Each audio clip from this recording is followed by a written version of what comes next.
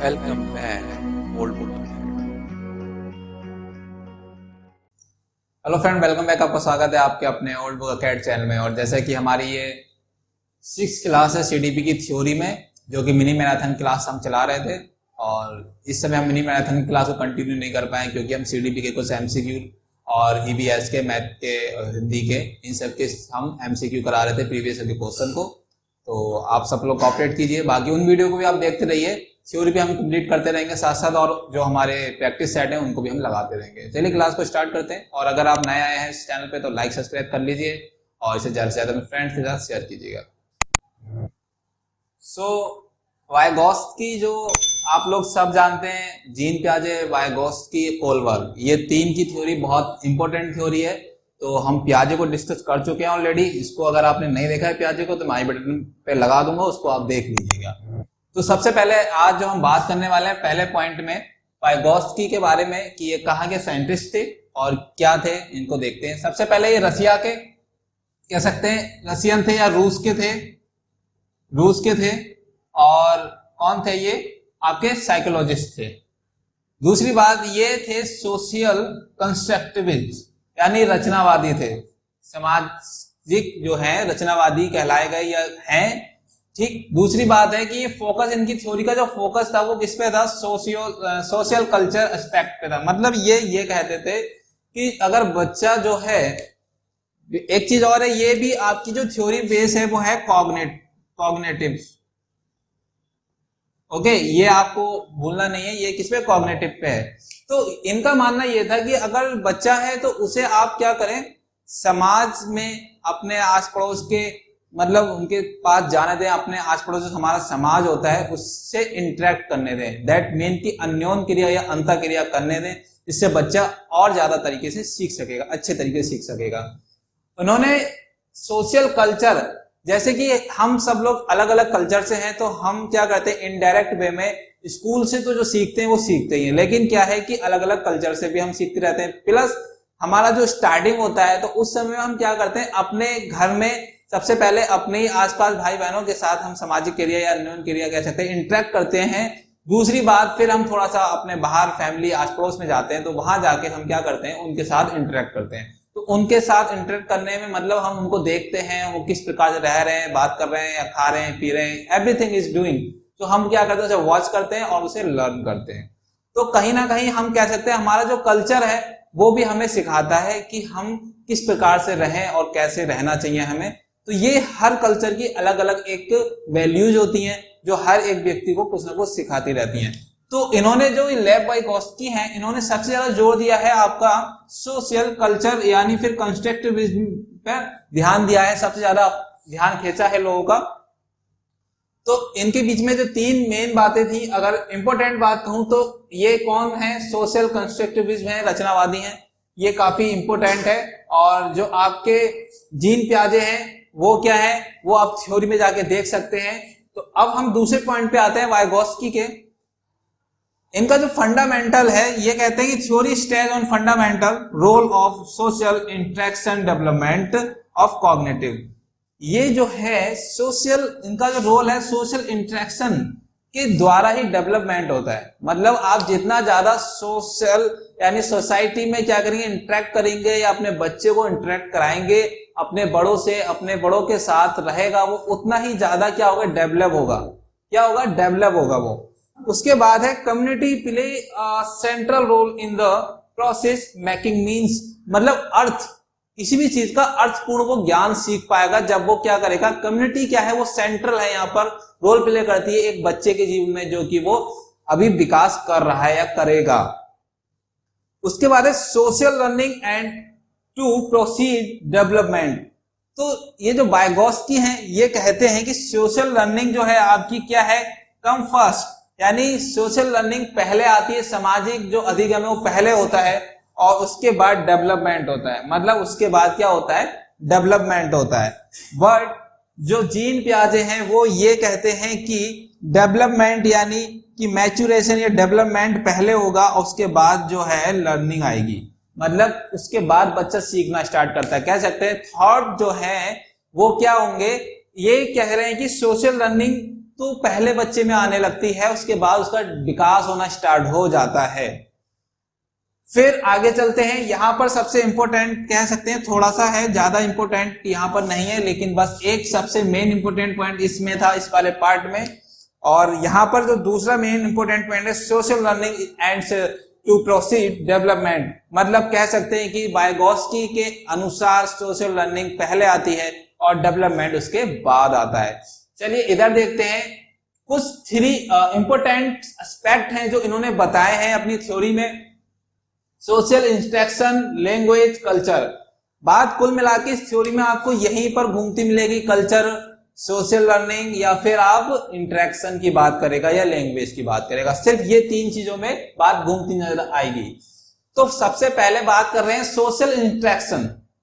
देखिए, अगर मैं एक एग्जाम्पल लूं कि आप जो हैं, मैं हूं, तो मैं क्या करूंगा, जब मैं छोटा था तो मैं, अगर जो व्यक्ति जितना ज्यादा इंटेलिजेंस या बड़े बड़े लोगों के बीच में रहेगा, अच्छे बुद्धिमान लोगों के बीच में रहेगा, उनके साथ उसका इंटरेक्शन होगा, उनके साथ उनका मेल मिलाव होगा, ज्यादा से ज्यादा उनके साथ समय बिताएगा, तो वो कहीं ना कहीं वो वैसी बातें सीखेगा। कैसे इंटेलिजेंस, उसके अंदर बौद्धिक क्षमता उसी प्रकार से डेवलप होगी, सोचने की तर्क शक्ति वगैरह हर चीज वैसे ही डेवलप होगी। तो ये जो कह रहे हैं कि आप उसे ऐसा इन्वायरमेंट दें, ऐसा सोसाइटी में भेजें बच्चे को, या ऐसा सोसाइटी उसको प्रदान करें, या मतलब उसे मिले, जिससे कि वो क्या कर सके, इंटरेक्ट कर सके और अच्छे से वो अपने ज्ञान का क्या कर सकते, कंस्ट्रक्ट कर सके। दूसरी बात है भाषा। भाषा भी एक, इन्होंने बोला कि भाषा क्या है, ग्रेटेस्ट टूल बताया इन्होंने, जो है लैंग्वेज को ग्रेटेस्ट, आपका ग्रेटेस्ट टूल बताया था मैन का जो है इन्होंने ग्रेटेस्ट टूल बताया है, कि जो सबसे बेहतर कह सकते हैं कि जो हम लोगों में, ह्यूमन में है, वो भाषा, वो अपने आप को अभिव्यक्त कर सकता है, अपनी अभिव्यक्ति, या किसी के बारे में पूछ सकता है, किसी को अपनी बात समझा सकता है, इवन कुछ भी वो अगर कहना चाहता है, मांगना चाहता है, तो वो अपने को कर सकता है। बात आती है कल्चर की, संस्कृति की, तो मतलब कहने का यह है कि संस्कृति होती क्या है। संस्कृति कहीं ना कहीं बहुत ज्यादा रिस्पॉन्सिबल होती है, आप जिस कल्चर में रह रहे हैं उस कल्चर के तौर तरीके, वैल्यूज, उस कल्चर के आप हर नियम, कायदे, कानून को अच्छे से समझ जाएंगे। तो मतलब क्या है कि आप पे सबसे पहला जो इफेक्ट पड़ता है, या आपके व्यक्तित्व पे सबसे पहला जो छाव, एक छाया या शैडो अगर आती है, तो वो कह सकते हैं कल्चर की आती है। कि अगर आप पंजाबी कल्चर से हैं तो आप पंजाबी कल्चर का एक झप आपको जरूर दिखेगी। कोई भी आप अगर अपने आप को छुपाते हैं कि मैं पंजाबी नहीं हूं, या मैं हिंदू नहीं हूं, मैं मुस्लिम नहीं हूं, या एनीथिंग, कोई भी रीजन की बात करूं, तो वो नहीं है, तो वो कहीं ना कहीं दिखेगा, तो वो वहां से चीजों को सीखता है। तो बात कहीं ना कहीं आती कि social interaction, culture, language is a very important aspect of these. So interaction जो है आपका, सोशल इंटरेक्शन को हम अन्योन क्रिया या फिर अंतःक्रिया के नाम से जानते हैं। आगे चलते हैं, वेरी वेरी इंपॉर्टेंट जो इस थ्योरी में है वो है John of proximal development, ZPD सबसे ज्यादा पूछा जाता है, और इस वाले पॉइंट से 101% मैं कह सकता हूं क्वेश्चन आते ही आते हैं, तो इसे बहुत अच्छे से समझना है।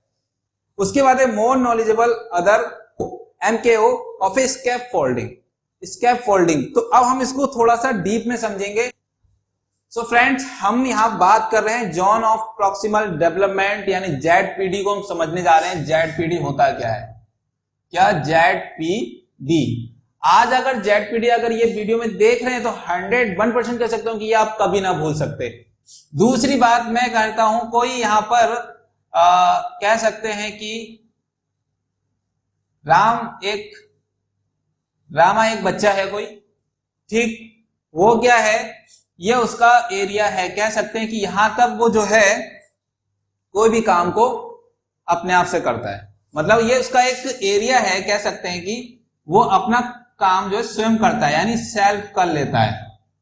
क्या है, एनीथिंग डू सेल्फ, वो खुद से अपना काम कर लेता है। लेकिन एक ये एरिया है, ये आपका क्या है, जेडपीडी, ठीक, जेडपीडी का एरिया है। आप समझ रहे हैं, जेडपीडी का मतलब है, जेडपीडी की जोन ऑफ प्रॉक्सिमल डेवलपमेंट का मतलब संभावित विकास का क्षेत्र, जहां तक आप संभावना कर सकते हैं कि मैं यहां तक सीख सकता हूं। तो अब मैं जो समझाने जा रहा हूं उसको ध्यान से देखिए। ये बच्चा जो है इस एरिया में उसकी जो एक ड्यूरेशन है कि वो यहां तक अच्छे से अपने आप किसी भी बिना किसी हेल्प के काम कर सकता है। लेकिन अब जो ये एरिया है, इस एरिया में वो यहां तक आया, आपको पॉइंट दिख रहा होगा अच्छे से, यहां तक वो आया, आने के बाद इसके बाद उससे काम नहीं हो रहा है आगे, इससे आगे उसको क्या है, हेल्प की जरूरत पड़ रही है। तो ये जो अब यहां से यहां तक उसके पास जो हेल्प की जरूरत पड़ रही है, हेल्प की जरूरत जो पड़ी, और ये जो हेल्प इसे दी गई, तो ये क्या थी आपकी स्कैप फोल्डिंग।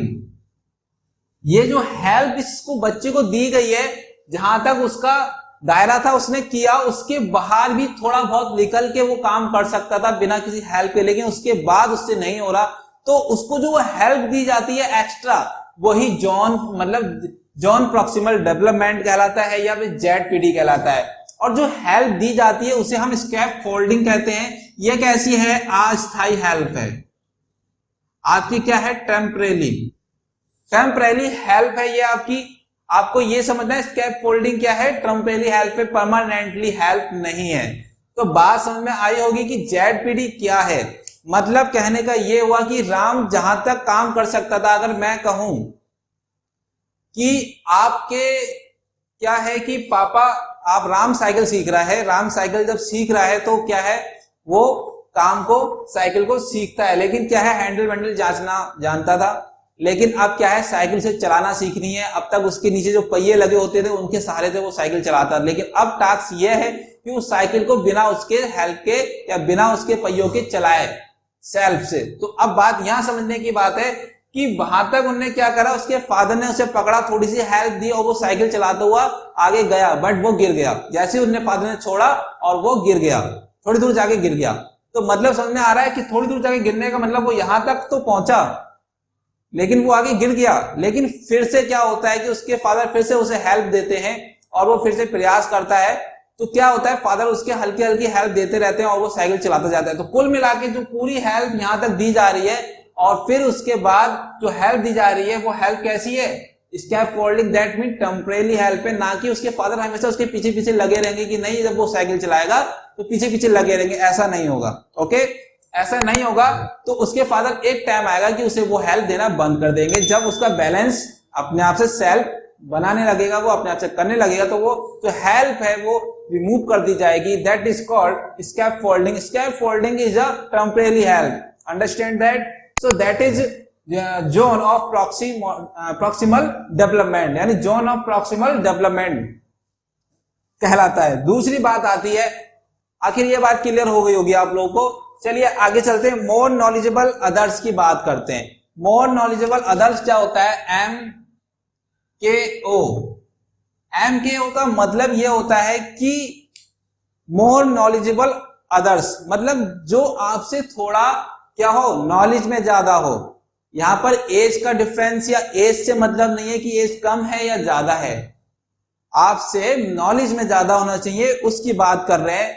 तो अगर यहां पर मैं बात करूं किसी भी क्वेश्चन, सपोज अगर आप मेरे वीडियो को देख रहे हैं, तो अगर आप ये लेक्चर अंडरस्टैंड कर रहे हैं, पढ़ रहे हैं, तो क्या है, आपकी एज मुझसे ज्यादा भी हो सकती है। तो ओल्ड बुक पे अगर आप आ रहे हैं पढ़ने के लिए, तो क्या है कि आप कुछ ना कुछ सीख रहे हैं कि मेरे द्वारा जो सिखाया जा रहा है वो कम से कम आपको क्या है, थोड़ा सा मोर नॉलेजेबल मैं हूं, या ओल्ड बुक अकेड आपको प्रोवाइड कर रहा है, अदरवाइज आप क्यों आएंगे। तो मतलब क्या है, MKO दैट इज अ मोर क्या कहते हैं, नॉलेजेबल जो है आपसे, उस व्यक्ति की बात कर रहे हैं। तो यहां पर क्या था, जो राम था उसके फादर उससे मोर नॉलेजेबल थे, तो साइकिल चलाना सीख रहे हैं, वो ऑलरेडी साइकिल चलाना जानते हैं। बात कर लेते हैं दूसरे एग्जाम्पल की, क्रिकेट की अगर मैं बात करूं तो बैट्समैन जो होता है उसको पकड़ने के बाद, सिखाने के बाद जो उसका कोच होता है उसे गाइड करता है। तो कोच क्या है, जो बैट्समैन, कोहली जो है, अगर सपोज बात करें विराट कोहली या MS धोनी की, तो इनको जो कहते हैं गाइड करते हैं या फिर इनको जो कोच होते हैं वो क्या है, coach is a more knowledgeable others या पर्सन कह सकते हैं हम। ओके, तो वो जो है मोर नॉलेजेबल पर्सन है, और जो वो सीख रहा है वो क्या है, आपका जो व्यक्ति सीख रहा है, तो वो व्यक्ति जो है, मतलब कहने का है उसका एक दायरा है कि वो यहां तक तो कर सकता है, लेकिन उसके बाद उसे नीड की जरूरत है। और वो कौन दे सकता है, आपको जो आपसे ज्यादा जानता है वही तो दे सकता है। स्कैप फोल्डिंग ऑल्सो मैं इसको बता चुका हूं कि क्या होगा। तो आई होप कि ये वाला पोर्शन क्लियर हो चुका होगा बहुत ही अच्छे तरीके से, और ये पोर्शन से सवाल 100% आते हैं। आप इसको बिल्कुल हल्के में ना लें इस थ्योरी में, ओके। और इस थ्योरी में सारे पॉइंट कुल मिला के कवर किए जाएंगे। आगे यहां पर देखते हैं 5 नंबर पे वाइगोस्की एंड लैंग्वेज के बारे में क्या कहते हैं। Vygotsky believe that language develop from social interactions, मतलब वाइगोस्की ऐसा विश्वास करते हैं कि जो भाषा है, भाषा जो है उसका डेवलपमेंट किस प्रकार से होगा, सोशल इंटरेक्शन से होगा। यानी आप जितना ज्यादा उसे अंतःक्रिया करने का मौका देंगे, समाज में मिलने जुलने का मौका देंगे, समाज में ज्यादा से ज्यादा उसे क्या देंगे, मतलब घूमने फिरने का मौका देंगे या उससे अंतःक्रिया करने का मौका देंगे, वो उसकी लैंग्वेज डेवलप उसी से होगी। दूसरी बात है, Vygotsky view language as a man greatest tool, a mean for communicating with the outside world. बहुत बेटर बात कही है, मैंने अंडरलाइन भी कर रखी। ग्रेटेस्ट टूल माना है वाइगोस्की ने लैंग्वेज का, जो कि व्यक्ति है या ह्यूमन कह सकते हैं, वो आउट ऑफ द वर्ल्ड अपने आप को एक्सप्रेस कर सकता है, कम्युनिकेट कर सकता है अपनी प्रॉब्लम को, दूसरे की प्रॉब्लम को, anything do with communicate our language. So understand that. So आगे चलते हैं, हम इसके कुछ और पॉइंट्स को भी देखते हैं। सो फ्रेंड्स, हम 6th पॉइंट को डिस्कस करने जा रहे हैं। वाइगोस्की ऑन लैंग्वेज के बारे में क्या बात कहते हैं, वो क्या बताते हैं, जो कि मेन पॉइंट है उसको रखा गया आपके सामने। सो इनका कहना यह है कि जो लैंग्वेज है वो इनिशियली स्टेज में या शुरुआत में वो सेपरेट सिस्टम होता है एक आपका, जो कि बिगिनिंग लाइफ में, और उसके बाद क्या होता है कि 3 साल के एज में वो मर्ज हो जाता है। क्या हो जाता है? मर्ज हो जाता है। मतलब कहने के ये thought and language are initially separate system from the beginning of life. जब स्टार्ट होता है लाइफ का, जीवन का, तब उस समय वो क्या होता है, वो आपका इनिशियली सेपरेट होता है, बट अराउंड 3 ईयर की एज में आते आते वो क्या होता है, मर्ज हो जाता है। दूसरा पॉइंट कहता है at this point speech and thought become interdependent. मतलब कहने का यह है कि पैरेलल चलते हैं, दोनों चीज क्या चल रहे हैं, पैरेलल एक दूसरे के समानांतर चल रहे हैं। अच्छा, अब यहां पर जो है ये भी काफी इंपोर्टेंट है, और इस वाले पॉइंट से 100% आपको क्वेश्चन देखने को मिलेगा। सो हम इसको थोड़ा डीप में समझेंगे। 3 फॉर्म्स ऑफ लैंग्वेज, ऐसी 3 भाषाओं के बारे में इन्होंने डिस्कस करा है, बताया है कि जो कि एक बच्चे के मन में होती है, और जब बड़े होते हैं तब भी वो उस प्रकार की फॉर्म बनी रहती है। ऐसा नहीं कि बच्चे के जब बच्चा था तभी वो थी, उसके बाद वो क्या हो गई, रिमूव हो गई। तो सबसे पहली आपके सामने है सोशल स्पीच, सामाजिक बात। तो सोशल स्पीच है बच्चे में, वो डेवलप हो जाती है आपके 2 ईयर तक। वो 2 वर्ड्स के जो सेंटेंस है या वाक्य है वो बोलने लगता है कि ये दे दो, ये मुझे खाना है, या इस प्रकार से पापा मम्मी, ये सब बातें वो बोलने लगता है। और ये जो एज है आपकी 2 ईयर की है, 2 ईयर की एज है, जो कि सोशल स्पीच बच्चे में डेवलप हो जाती है। उसके बाद आता है प्राइवेट स्पीच, जिसे हम निज भाग कह सकते हैं, जो कि प्राइवेट स्पीच है, और इसी को जो पियाजे ने है वो ईगोसेंट्रिक का है। ईगोसेंट्रिक भाग का है, ईगोसेंट्रिक स्पीच कहा है किसने, पियाजे ने। पियाजे ने ईगोसेंट्रिक स्पीच कहा है। सो बट फोकस हम यहां पर कर रहे हैं वाइगोस्की की थ्योरी में, तो हम इसे जानेंगे कि प्राइवेट स्पीच के बारे में, और इससे क्वेश्चन आपको मिल जाएगा। पीछे आपने जो एग्जाम दिए हैं अभी प्रीवियस ईयर में, उसको उठा के देख लें, आपको मिल जाएगा। प्राइवेट स्पीच पे बहुत बेहतर तरीके से क्वेश्चन दिया गया है, पूछा गया है। तो प्राइवेट स्पीच में क्या होता है, बच्चा अपने आप से बातें करता है, अपने आप को डायरेक्ट करता है, अपने आप को क्या कहता है, इंस्ट्रक्शन देता है। लाइक अगर मैं बात करूं, छोटे बच्चे आपने देखे होंगे कभी कभी खुद से बातें करते हैं कि नहीं, जैसे वो गाड़ी से या कोई भी खिलौने से खेल रहे हैं कि नहीं ये इधर से जाएगी, अरे यहाँ मुड़ नहीं पाएगी। या फिर आपने अगर देखा है कि वो पहले रेल आती थी, पटरी जोड़ जोड़ के चलाना होता था, तो उसमें बच्चा खेल रहा है और फिर वो पटरी गलत जोड़ देता है, तो अपने आप से बोल रहा है नहीं ये तो पटरी इधर से जोड़नी चाहिए थी, और नहीं ये ऐसा होना है, ये वैसा होना है। मतलब अपने आप से बच्चा बातें कर रहा है, कोई उसके सामने है नहीं, वो किसी से बात नहीं कर रहा, सिर्फ अपने आप से जो बात कर रहा है, that is a private speech. तो इसे प्राइवेट स्पीच कहते हैं। और ये कितनी, ये आपके 3 ईयर की फॉर्म जो होती है 3 ईयर में डेवलप हो जाती है, 3 ईयर में बच्चा अपने आप से बातें करना स्टार्ट कर देता है। उसके बाद आता है थर्ड साइलेंट इनर स्पीच, जो कि हम कह सकते हैं हम अंतर मन में ही बातें करते हैं, अंतर मन में कुछ भी बात कर सकते हैं जिसका साउंड है वो बाहर नहीं आता, और ये ज्यादातर हम अपने होल लाइफ यूज करते हैं। सपोज अगर कोई जो व्यक्ति मुझे पसंद नहीं है, आपको पसंद नहीं है, हम उसके बारे में कुछ भी बोलते हैं, या फिर जो बात है हम डिस्कस कर लेते हैं, या बुक पढ़ रहे हैं आप, तो बुक में क्या करते हैं, पहले जब छोटे बच्चे होते हैं तो बोल बोल के पढ़ते हैं, लेकिन जब बड़े हो जाते हैं तो वो आप साइलेंट स्पीच करते हैं, साइलेंट आप क्या करते हैं, रीडिंग करते हैं। तो मतलब कहने के साइलेंट जो इनर स्पीच है वो आप में, हम में, सब में होती है, हम करते हैं, और ये जो है आपके 7 ईयर में आ जाती है। नहीं, बच्चा 7 ईयर का जब हो जाता है तो वो ये चीज डेवलप हो जाती है, वो अपने आप से बिना बोले ही अपने अंदर मंथन करने लगता है, अपनी बात कहने लगता है, समझाने लगता है, अपने आप को डायरेक्ट करने लगता है। तो ये बात आपको समझ में आ गई कि प्राइवेट, सोशल, प्राइवेट और साइलेंट इनर स्पीच के बारे में डिस्कस करा है किसने, वाइगॉत्स्की ने। आगे चलते हैं, सम अदर टर्म्स जो है इन्होंने दिए हैं कुछ, और इनसे भी क्वेश्चन 100% बनते ही बनते हैं कहीं ना कहीं घुमा फिरा के। पहला है ये आपका कोलैबोरेटिव लर्निंग की बात कर रहा है, तो इसका मतलब होता है एक दूसरे के साथ। मतलब क्या है, एक दूसरे के साथ, मैंने लिख भी दिया है, या कह सकते हैं ग्रुप में आप डिस्कस कर रहे हैं, ग्रुप में आप कोई भी चीज सीख रहे हैं, या ग्रुप में आप जहां पर क्या कर रहे हैं, पार्टिसिपेट कर रहे हैं, ग्रुप में आप क्या कर रहे हैं, इंटरेक्ट कर रहे हैं, तो वहां कहीं ना कहीं आपको कोलैबोरेट करना पड़ेगा और एक दूसरे के साथ काम कर रहे हैं। तो वहां पर क्या है, सामाजिक जो इनका बेस है आपका सोशल कंस्ट्रक्टिविटी या सोशल या सामाजिकता की बात करते हैं, तो वो चीज आप जब एक दूसरे के साथ रहेंगे तो वहां पर क्या करेंगे, सीखेंगे एक दूसरे से।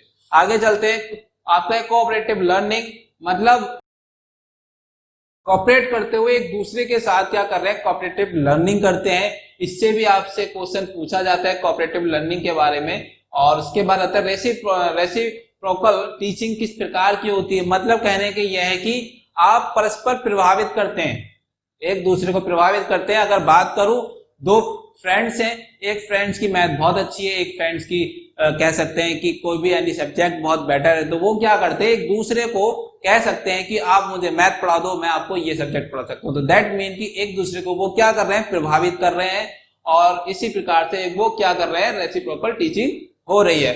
दूसरे peer tutoring, you know that very well. Peer tutoring, हम उम्र, मेरे साथ का कोई व्यक्ति है या आपके साथ का कोई व्यक्ति है जो आपको समझा रहा है या आपको पढ़ा रहा है, बता रहा है, तो वही एक पीयर ट्यूटरिंग कहलाती है। और assistive learning, that is assistant professor या assistant teacher, you know that very well. So here assistive learnings, मतलब जब आप सहायक तौर पे किसी का असिस्ट आपको करता है या आपको असिस्टिव मतलब हेल्प लेता है, तो उसी को हम असिस्टिव लर्निंग कह रहे हैं। उसके बाद आता है कुल मिला के जो इसका सब कुछ है, तो बात आती कि थ्योरी हमने पढ़ी, आखिर क्यों पढ़ी, कहीं ना कहीं हम इंप्लीमेंट करेंगे ना एजुकेशन में, इंप्लीमेंट करेंगे, किस प्रकार से ये बात समझनी है। वाइगॉत्स्की ने क्या बताया कि जो बच्चा है उसे समाज के द्वारा ज्यादा सीखा जा सकता है, या समाज के द्वारा वो ज्यादा सीख सकता है। तो मतलब कहने का यह है कि आप जितना ज्यादा बच्चे को समाज में, अपने आस पड़ोस में उसे इंटरेक्ट कराएंगे, उसको क्या करेंगे, खुला माहौल देंगे, वो वातावरण में जाएगा, वहां पर उन सब से इंटरेक्ट करेगा, अपने बड़ों से, छोटे से, हर तरीके लोगों से मिलेगा, तो उसकी स्पीच भी डेवलप होगी, और उसके बहुत सारे जो और उसके भी ऑर्गन्स है, या फिर आपके कह सकते हैं एवरीथिंग, उसका जो सर्वांग में विकास होगा। यहाँ पे मैंने लिखा है हेट्रोजीनस और आपका होमोजीनस। होमोजीनस दैट मीन कि होमो यानी सेम, एक ही प्रकार ग्रुप, एक ही एबिलिटी के स्टूडेंट आपने एक ग्रुप में रख दिए हैं, और दूसरा जो है आपका हेट्रोजीनस, वो ग्रुप जो क्या है आपने उसमें डिफरेंट टाइप के बच्चे हैं, यानी कोई अप है कोई डाउन है, कह सकते हैं।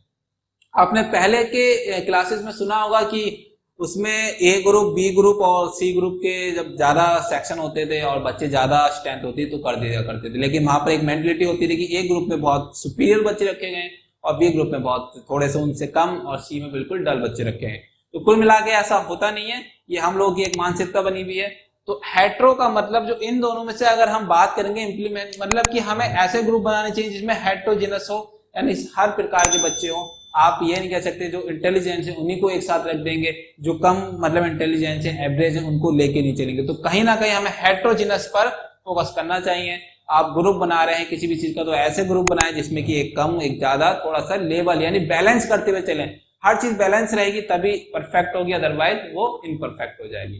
तो thank you for watching friends. अगर आपको ये वीडियो अच्छी लगी, लेक्चर अच्छा लगा तो प्लीज लाइक सब्सक्राइब कीजिए और ज्यादा से ज्यादा वीडियो को शेयर कीजिएगा। Please like, subscribe and share.